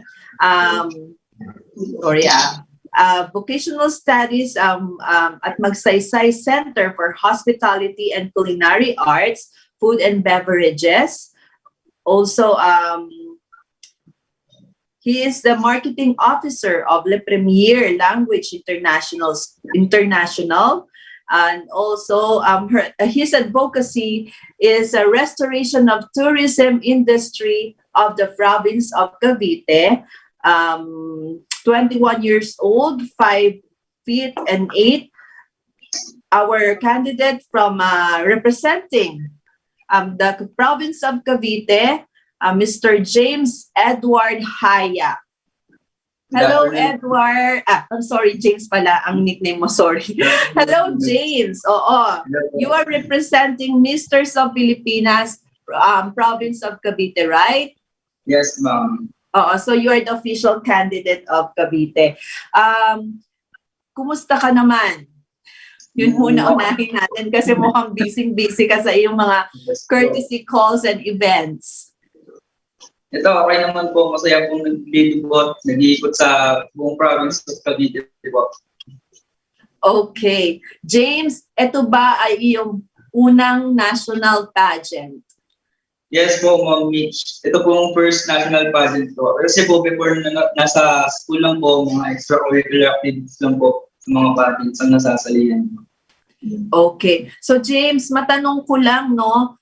Since this is your first national pageant, first, ang gusto naming malaman is what motivates you in joining Misters of Pilipinas?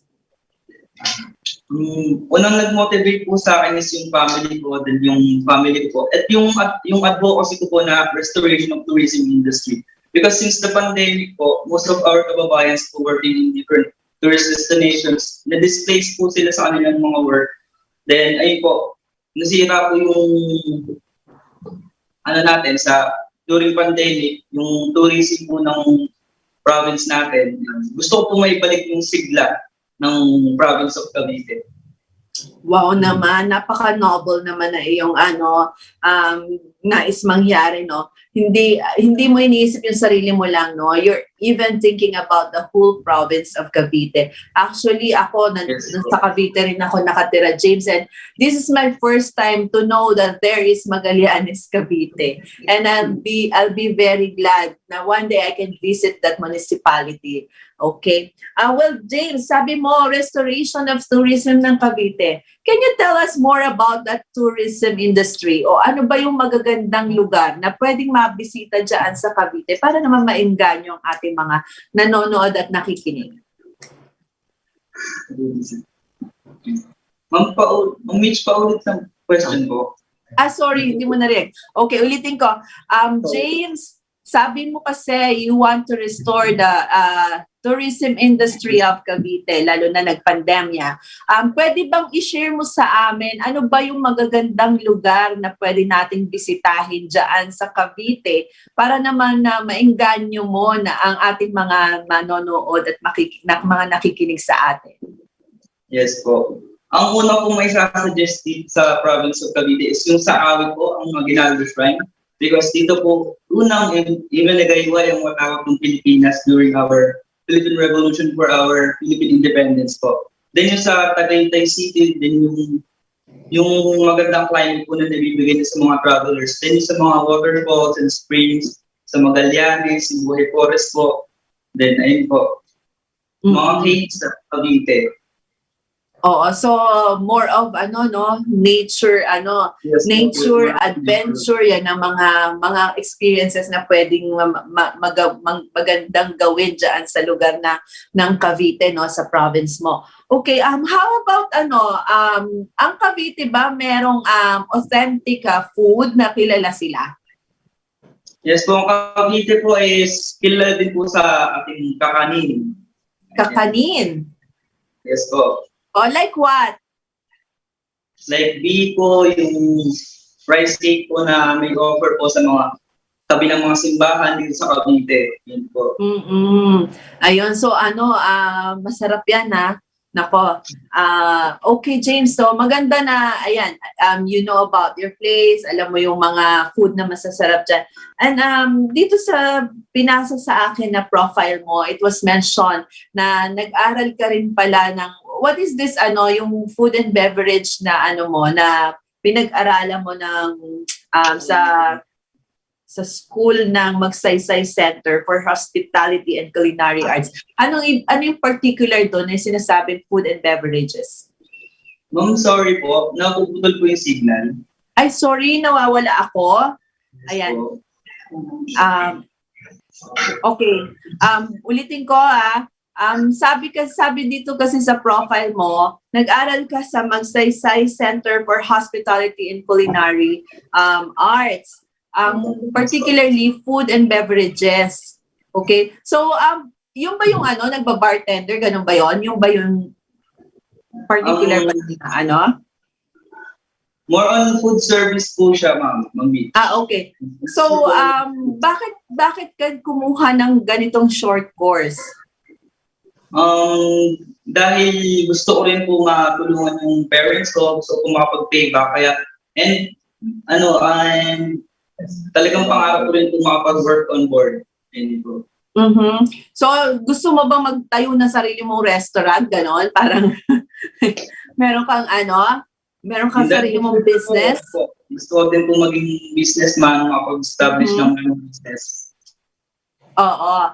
Okay. Sorry nagkakaroon yata tayo ng technical problems na medyo I don't know if it's my internet connection or your internet connection. But then anyhow, basta nagkakaintindihan tayo, yun ang importante. Well, James, can you please tell us more about the pageant, itong male pageant na Misters of Pilipinas? Kailan ba ang finals nito? Saan ba gaganapin? What is this all about? This is Misters of Pilipinas po with masculinity with responsibility. Ayun po. Tapos yung pageant po is August 1 to 10, 2021 sa Negros Oriental po. Gaganapin. Then, in-announce po kahapon na po yung pageant ng August 21 to 30 sa Negros Oriental po. Okay. Ayun. Hold on, James, ha? Kasi mukhang ang reason daw is medyo malayo ka sa camera. Can you please move a little forward para hindi tayo... Ayan, sige. Saka para mas makita ng mga tao yung face mo kasi syempre yung kagwapuhan mo. Ayan. Okay, can you clearly hear me now? Yes, bro. Ayun. Okay, James, ulitin natin ha. Kailan ulit yung finals ng Misters of Pilipinas? Ang Misters of Pilipinas po is August 21 to 30 sa Negros Oriental po. So merong physical talaga pageant, hindi ito virtual? Hindi po. Wow. So you will have to fly to Negros para dun sa competition. Yes po. Okay, so kailan ba nagsimula yung pageant proper ng Misters of Pilipinas? Yes po. Kailan nagsimula yung pageant proper? I mean, do you have the activities of the organization already or lahat ito magaganap sa August pa? Meron na po kaming nagaganap na series of activities, workshops during ito pong month. Inuunti-unti na po, ayun po. Nakikita na rin po kami ng mga other candidates, pag-bonding na rin po sa workshops. Okay. Yung series of activities nyo, is it being held virtually or face-to-face? Face-to-face po siya, ma'am. Mm-hmm. Okay. So the whole experience naman mabuti ganyan no kasi may mga pageant ngayon na virtual yung kanilang mga segments dahil nga sa may pandemya no. But then it's good na yung sayo merong face to face. So na-meet mo na yung ibang co-candidates mo. Yes po. Na-meet ko na po yung other candidates. Then yung sa mga other regions po, nagjo-join po sila virtually. Okay. So pagka malayo na naka-virtual na. Okay. But then so far, sino naman yung nagiging kaibigan mo dun sa mga kasama mong kandidato? Kasi syempre, nagkakakitaan na kayo and of course, nagkakaroon na ng friendship. Sino ba yung naging close mo dyan? Ayun po, si Mr. Subic, Mr. UAE, Tondo, ayun po. Marami pa po. Halos lahat naman po kinakausap ko, then making friends din po sa kanila. Wow. We're brothers na po talaga. Well, in totality, ilang kayong mga candidates na mag-co-compete dito sa pageant na to? Total of 30 candidates po.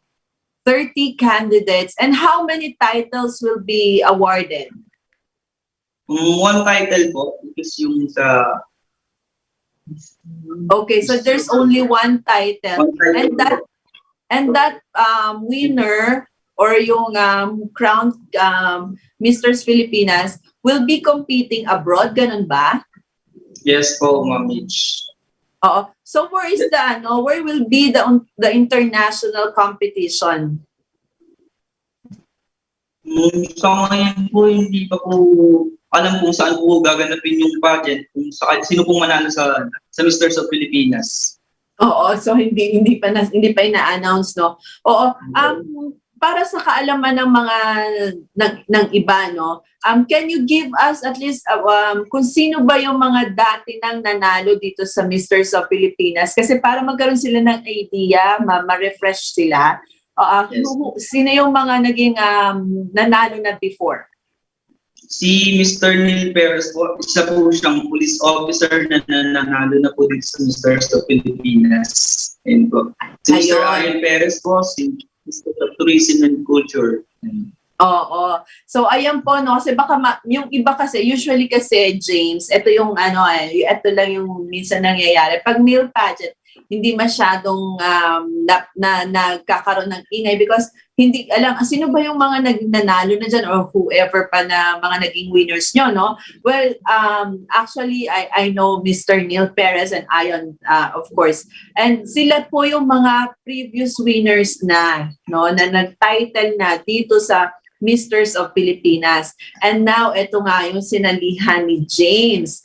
So, James, so far, kumusta naman ang experience mo na nandito ka sa pageant world, male pageant world? Kumusta ang pakiramdam? Kumusta ang mga naganap na events? How do you work on it, di ba? Ito po, nagiging bago lang din po sa akin, pero natutuwa po ako at grateful po sa mga tao na paligid po sa akin kasi sumusupport po sila sa akin para sa growth po. At natutuwa din po sa mga other municipalities na todo suporta din po. Ayun po, para sa province of Cavite. Mm-hmm. At maganda na ganun yung pakiramdam mo, no? Kasi yung enjoyment mo and of course, what's also nice is yung napupulfill mo yung duties mo as a representative that you were able to go around the province of Cavite. And it's also good to know na they are supporting you. Diba? Katulad nga kanina ni Serena, talaga namang full support sa'yo, diba? Yes. But then anyhow, ano ba ang expectations mo dito sa pageant na ito? Kasi syempre, ayan, sabi mo nga, maraming sumusuporta sa'yo and masaya ka sa mga nangyayari. But then, how do you expect, what do you expect actually dito sa pageant? In-expect ko po na magiging responsible po kami lahat sa mga advocacies po namin na magagampanan po namin yung trabaho po namin para sa aming province. Mhm. Okay. So that's good, no? Well, sabi mo na ina-expect mo na magampanan mo yung lalo na yung sa advocacy mo about the restoration of the tourism of Cavite. So bilang simpleng tao, simpleng mamamayan at ayan, representante ng probinsya ng Cavite, no? Paano sa tingin mo, ano ang pwede mong gawin para parating mo sa lahat na ito ang Cavite, ito ang turismo namin, di ba? How can you help in boosting the tourism industry of Cavite? First po, through social medias, magpo-post po ako ng other mga places, tourist destinations dito sa province of Cavite para ma-promote po ang tourism po natin. Malaman po ng ibang mga tao kung anong meron sa province of Cavite. At may pagmamalay po talaga dito dahil ang Cavite po ay home of the Filipino heroes. At dito po, unang winagayway ang matawat ng Pilipinas. Wow, oo. Nakakatuwa. Natutuwa ako tuwing sinasabi yung home of the Filipino heroes, no? Kasi nga, dyan nga naman talaga. Yan yung part of history ang Cavite province, di ba? And that's nice to know. Well, James, we all know that it's a pandemic at nagkaroon ng maraming tao ang nagkaroon ng mga sad and some even had bad experiences because of this pandemic. But then ikaw, kumusta ka nitong nagpandemya? Ano ang mga naging struggles mo ba, if you may share? Kasi the reason why I wanted to ask you about this, no? Kasi baka sabihin, kaya tinatanong ni Tita na ang aking mga experiences about this pandemic.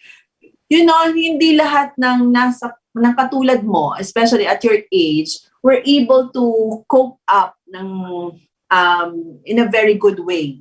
No, alam natin na some people even went into depression. And dito sa program natin, most of the time, ang naririnig nila is babae. So this time, I am having a male guest. And I wanted to know, ano yung pinagdaanan mo? How were you able to overcome these challenges at a young age, di ba? And now here you are, sumali ka ng pageant. So can you please tell more about it? So ang plan ko po talaga before, bago ng pandemic is mag-work po ako on board. Then, ayun po, suddenly, pandemic, COVID-19, ayun po. So, hindi po pumayag na maputol lahat po ng pangarap ko doon. Kailangan po may fallback ako. So, ayun po, nag-work po ng naging marketing officer po ako sa isang language school. Then, ayun po, natutulungan ko na yung family ko. Ayun po talaga yung main goal ko na matulungan ko po yung family ko sa lahat ng bagay. Especially ngayon pong pandemic, naghihirap po yung mga tao. Then, ayun po, so hindi po nawala yung pangarap ko na mag-pageant pa din. So, nagwag po talaga itong opportunity na nagbukas po ulit yung Mr. sa Pilipinas. Especially ngayong pandemic po. So, ayun po, tinuloy ko lang po. Ayun po. Then, ngayon nire-represent ko ng province of Cavite. Naging positive lang po all the way. Talagang para sa family po talaga. Okay, so talagang for the family. So ibig sabihin, James, talagang one of your dream din na sumali ng isang male pageant. Yes po. Oh, and then why did you choose Mr. of Pilipinas? Kasi Mr. of Pilipinas po is masculinity with responsibility, and I want to pangatawanan po yung ganong tagline nila na with responsibility. Gusto po kasi matulungan yung advocacy ko na restoration of tourism industry dito po especially sa province of Cavite. Ano yung tagline ng Mr. of Pilipinas again? Masculinity with responsibility. Masculinity with responsibility. Tama? Yung ba? Yes po. Okay, ikaw, paano mo ba ma-apply sa tingin mo yung masculinity with responsibility na yan? Ayun po, through posting po sa social media, magampanan ko po yung advocacy ko na matulungan po yung province of Cavite, yung tourist spots, mabigyan po ulit ng sigla yung mga lugar po dito sa Cavite. Yung mga hindi pa po nalalaman ng ibang mga tao, malaman po nila ngayon na yung natural environment po na meron ng Cavite. Mm-hmm. Well, that's nice, no? Kasi talaga namang yung eagerness mo in promoting the tourism and helping, of course, your family at yung mga kababayan mo ay nandoon. And that's a good attitude, James. Now, James, eto naman, how's your preparation for this pageant? Ano ba yung mga ginawa mo para naman maging handa ka dito sa parating mong competition? Ayun po, we've been through series of workshops and trainings, especially po yung mind and physical body. Training din po. Ayun po. Ano yung training na ginagawa mo? Nag-gym po. Wow. Oo, kasi alam mo, you know, you're only 21, tama ba? Oo, naku, kasi hindi, mas matanda pa nga sa iyo yung anak ko. Well, sa edad mong yan, kasi syempre, di ba, you really have to, to make sure na physically ready ka, di ba? So, Yes, ayan, para naman kasi yung mga nakikinig sa atin, nakatulad mo rin, di ba, ma-inspire din sila. Ano ba yung mga dapat nilang gawin? That's why I'm asking you, ano ba yung preparation na ginagawa mo? So physically, you're doing some trainings, like, ayan, nag-gym ka. How about your diet? Ayun po, limit po talaga sa pagkain, sa carbs. Ayun po. Mm-hmm. Pero kaya naman po. Baka naman hina ka, ha? Well, aside from that, syempre, nandyan din na kailangan mentally prepared ka, di ba? So, paano naman yung aspect na yun? What are you doing? Tuwing morning po, nagme-meditate po ako, then nanonood po ako ng mga, sa YouTube, yung mga trainings po ng answering questions, then po, nood po ng mga news. Oo. Meron bang nagtitrain sa'yo? Do you have a trainer yung pagdating sa pageant? Sa, ano po? Kung may nagtitraining sa'yo? Oo. Sino nagtitraining sa'yo? Oo. Si Sir Alex and Dr. Ardo Rosada po, tinitrain po nila ako sa mga answering questions, how to answer, and ano po yung mga may iwasan. Yun po. That's good. Pero dun sa yung, kasi di ba sa mga babae, meron yung mga pasarela, may mga ganyan. How about sa'yo yung sa the way you walk, the way you present yourself? Meron din bang nagtitraining sa'yo yan? Or sila rin ang nagtitraining sa'yo? Sila din po. Mm-hmm.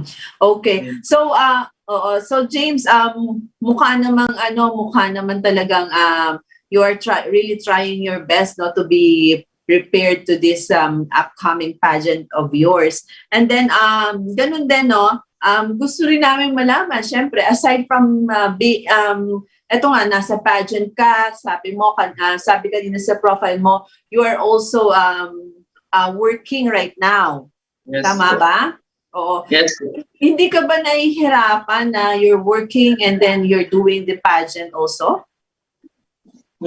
Binibigyan ko po ng oras din po yung work ko din sa pageant po. Halimbawa may schedule po ng workshop sa pageant. So, kailangan ko po muna i-focus po muna yung isa. Then, after po nun, focus naman po sa work.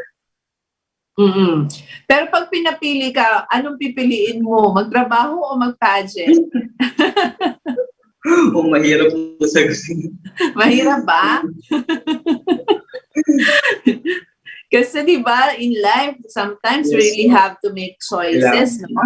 Oo, and alam mo, pagka pumasok tayo sa pageant world, it will never end, no? Until we really reach yung ating making our dreams come true, no?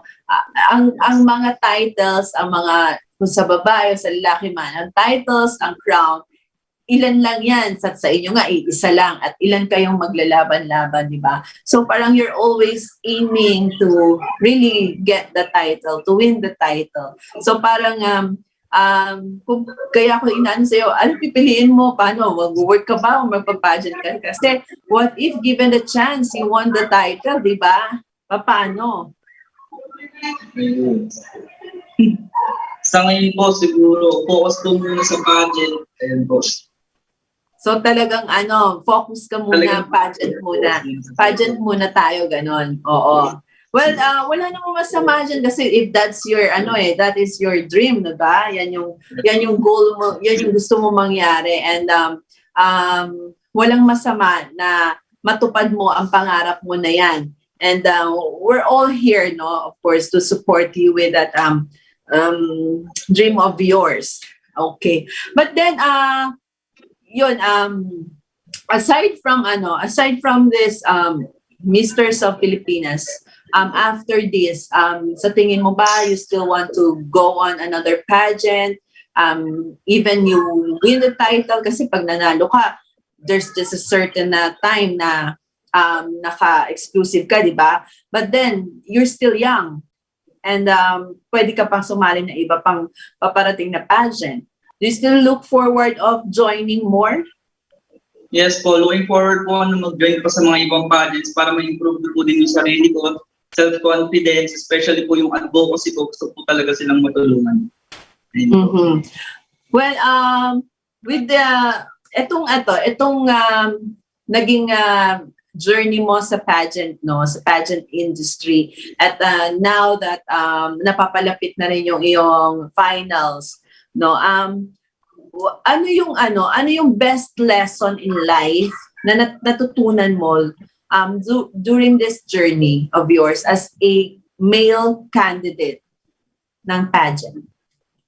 Siguro po yung time management because I have work then pagsasabay ko po yung work and then yung preparations po sa pageant, trainings, workshops, ayun po. Hindi ka ba napapagod? Nag-work ka, tapos meron ka pang pageant, no? Hindi naman po kasi as long as nagusto po yung ginagawa ko, hindi po napapagod.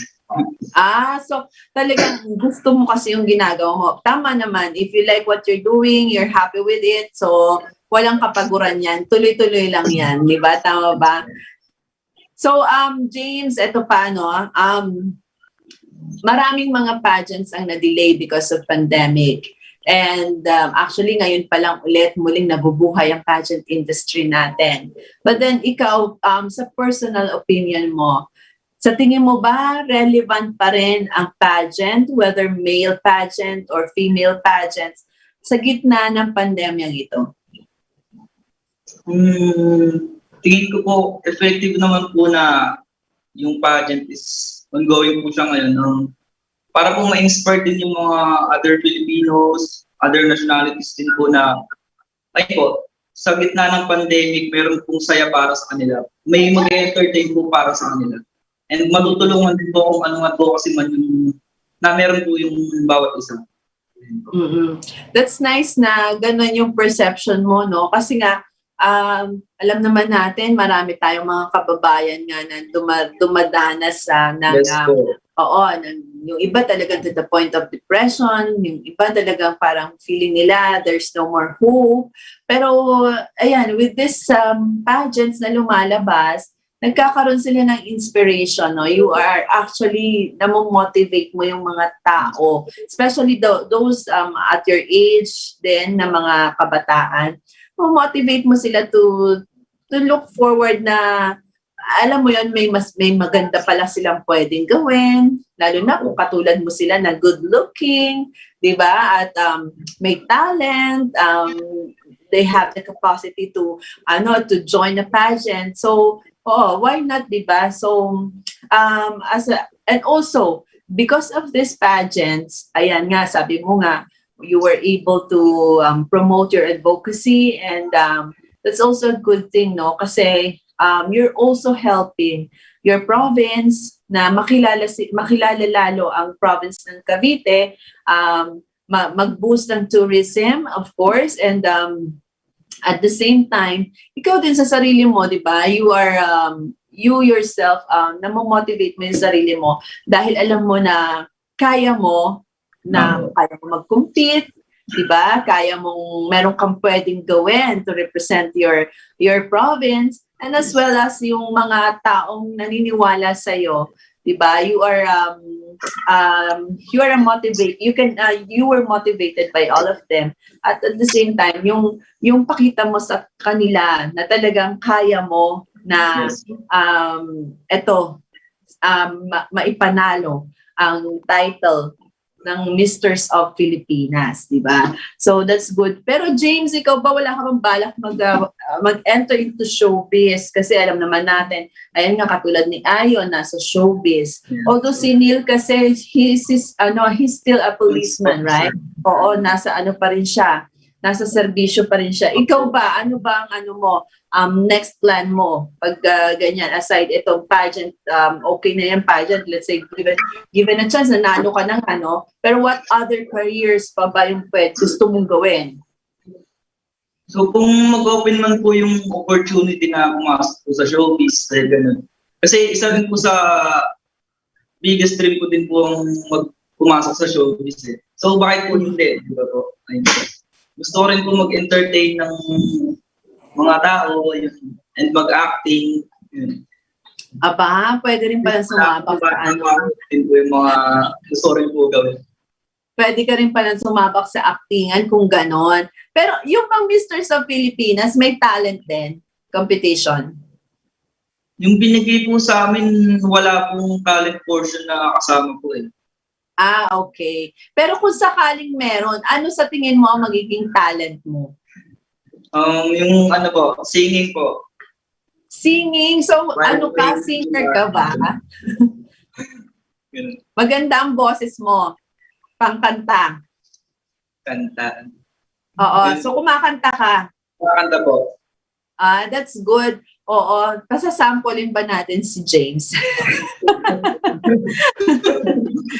Dapat pala pinasample ka na nag-press presentation ka, no? Para narinig namin yung ganda ng boses mo. Well, James, nakakatuwa na ayan, meron kang mga malawak pa yung mga gusto mong gawin sa buhay mo, and that's very nice to know. James, ikaw ba may mga kapatid din? Yes po, may mga kapatid po ako. Ano ka panganay, gusto? Po? Are you the eldest or the youngest? Third eldest. So pangatlo ka among the siblings. Ilang kayo magkakapatid? Yes, po. 6 po. 6. Naku ha. Mukhang love na love ni mami at ni daddy ang isa't isa. Naka-anim. Okay. Well then, James, may mga kapatid ka ng may pamilya na rin? Wala pa po. Wala pa. Oo. So ikaw, even ikaw, magkakasama pa kayong lahat, no? So ano yung enjoyment ng gano'n na, ayan, marami kang mga kapatid? Ayun po, kasi brother, lahat po kami lalaki. So, nagtutugma po yung mga gusto po namin gawin. Especially po sa outdoor games, and po, nagkakasabay-sabay po kami lahat. Oo. Ano naman ang sinasabi ng iyong pamilya pagdating dito sa pagpasok mo sa male pageant? Enjoy ko lang daw po, ibigay ko yung best ko, and yung magpakatotoo lang sa lahat ng gagawin ko. So very supportive naman sila. Actually, nakita ko rin naman yung nung meet and greet mo na talaga namang nandun sila to support you. And that's also nice to know, no, na ganyan ng suporta ng pamilya mo sa'yo. At ganun din, James, ito pa. Syempre, at your age, nandiyan pa yung pakikipagkaibigan, pakikipagbarkada, di ba? Oo. Yes, ano ba yung pagbabago now that you are into pageant? Nawala din po yung mga enjoyment, yung mga ganun pong mga bagay, yung paglalabas po with kaibigan. Ayun po. Nabawasan din po yung pakikisama ko sa kanila. Pero support pa rin naman po sila sa mga gusto kong gawin, lalo na po yung sa pangarap.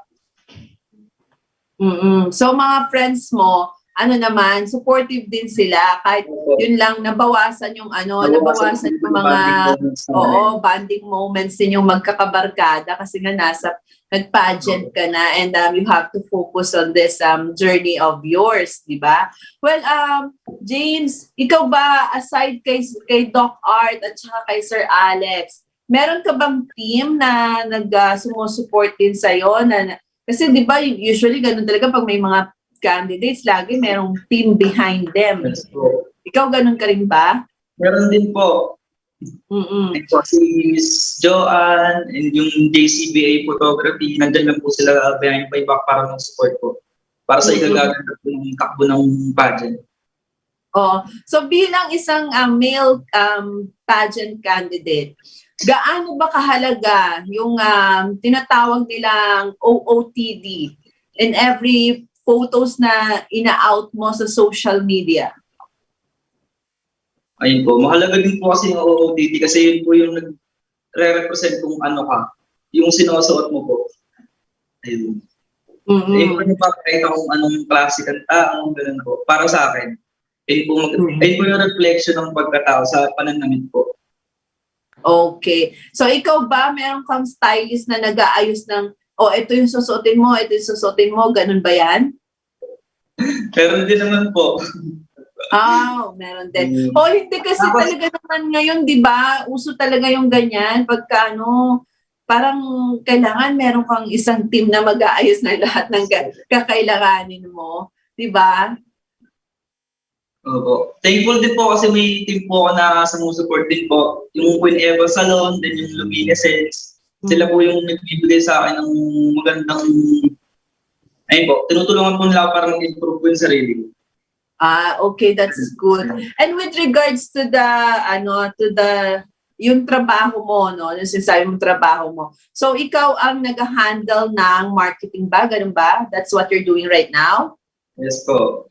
Oo, so yun yung profession mo. So parang aside from ito nga, ikaw nagpa-pageant, nag-work ka rin sa isang company, no? Well then, James, masaya ako na na-interview kita at natutuwa ako na napakalawak ng iyong mga nais na magawa pa sa buhay and talaga naman pinagsisikapan mo na makilala ang province of Cavite, no? Not only the tourism, but the whole province, kung ano man ang nire-representa ng probinsyang ito ay gusto mong ipakilala at ipakita sa lahat. At maganda yung ginagawa mo. And before we end, syempre, I want to give you the time para magpasalamat sa mga tao na sumusuporta sa'yo, sa mga yan sinasabi mong team mo. So, I'll give you the time to give thanks to them.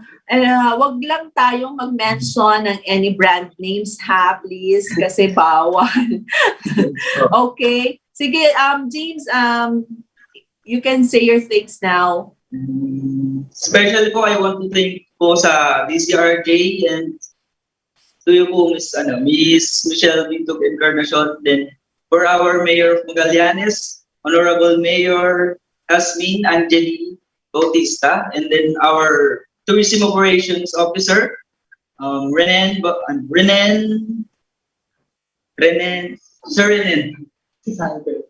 Renen Sisante, yun po.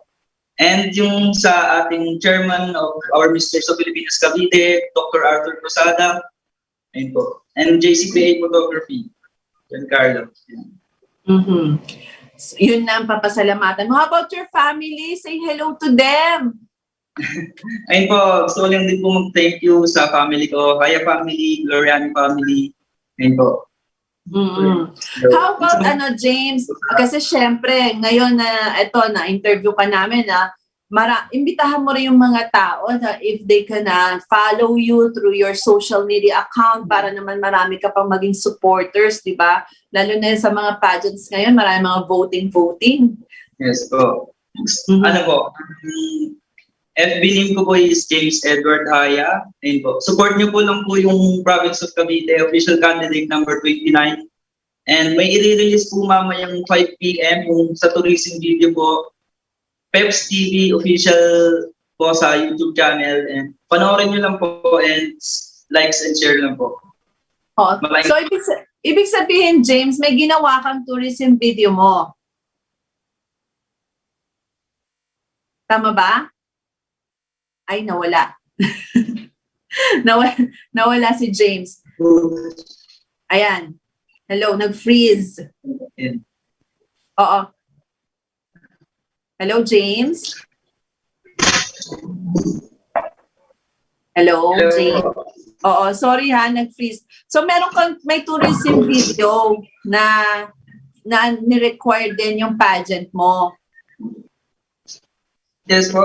Sorry. Oo, okay lang. So hindi kaya ako tinatanong kasi syempre, alam mo isa yan sa inaabangan ng mga pageant fans, yung makita yung mga tourism videos na ganyan, di ba?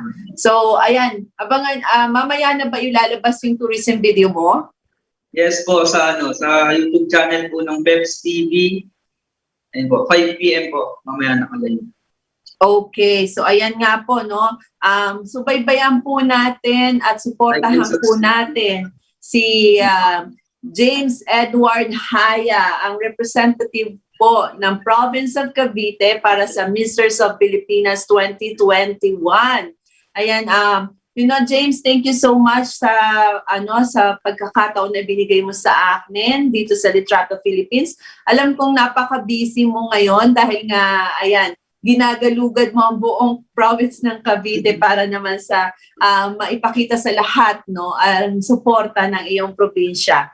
At ganun din, syempre, nagpapasalamat tayo kay Sir Alex Moico for making this interview possible, and also sa aking kaibigan, Sir Doc Art Morada, and also maraming pong salamat sa team behind James Edward Haya. Let us support this candidate from Cavite. Ayun. And good luck sa pageant journey mo, James. And hopefully, you will be coming back again to this show at wearing the sash, the title of Misters of Filipinas. And syempre, nagpapasalamat po ako sa inyong lahat na sumama po sa akin ngayong hapon dito po sa aming programang Litratong Pilipinas. Salamat po sa aming technicians na patuloy na sinusuportahan ako na ako lang ngayon muna mag-isa. Well, Mike, at sana gumaling ka na at next week, see you. Of course, salamat po sa lahat ng mga sumama sa amin ngayong hapon. Happy weekend. Mag-ingat po tayo palagi, di ba? And ayan, see you again on Monday. And dito po sa Litrato, Pilipinas. Ayun. Okay, so thank you everyone. Thank you, James. Thank you, Ma'am Mitch. Malaki ang kinalaman ng sobrang smuggling ng mga produktong agrikultura sa bansa sa resulta ng survey na nagpapakita ng 4.2 milyong Pilipino ang dumaranas ngayon ng pagkagutom sa sektor ng magsasaka. Ayon kay dating Representative Nick Briones, ang presidente ng Pork Producers Federation of the Philippines, ito anya ay dahil na rin sa hindi makapagtanim o makapaghanap buhay ang mga magsasaka. Wala rin anyang proteksyon mula naman sa pamahalaan na ang prioridad ay ang importasyon lamang kung saan napabayaan na ang sariling produktong agrikultura. Maging ang economic managers anya ng pamahalaan, partikular na ang Department of Agriculture, ay wala namang maasahang proteksyon sa mga magsasaka. Binanggit din ni Briones na patuloy naman yung pagkalat pa rin ng ASF sa Visayas at Mindanao ay nagdudulot pa rin ng food crisis, lalo na ang nagkakamatay na rin ang mga baboy sa mga naturang rehiyon. Hindi rin na pinalagpas ni Briones ang presyo ng imported na karne na kasing taas na din ng presyo ng mga lokal na produkto gaya ng baboy, manok at iba pa.